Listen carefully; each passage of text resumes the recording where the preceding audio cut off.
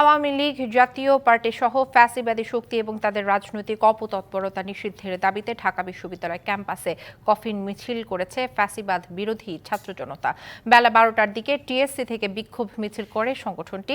TSC থেকে শুরু হয়ে মিছিলটি ঢাকা বিশ্ববিদ্যালয় ক্যাম্পাসের বিভিন্ন সড়ক প্রদক্ষিণ করে। এর আগে সংক্ষিপ্ত সমাবেশে বক্তারা বলেন, এখনো যারা আওয়ামী লীগের রাজনীতিতে ফিরে আসার কথা বলছে তাদের খুঁজে বের করতে হবে।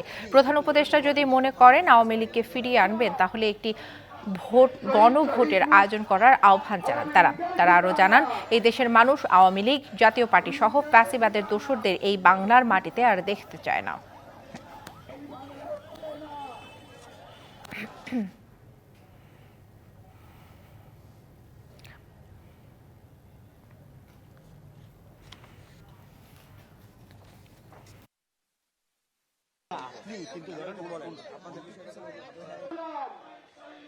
নগদের সর্বোচ্চ বার 167 টাকা রিচার্জে পাবেন 1 লাখ টাকা পুরস্কার। আরও আছে প্রতি সপ্তাহে পুরস্কার ও ক্যাশব্যাক।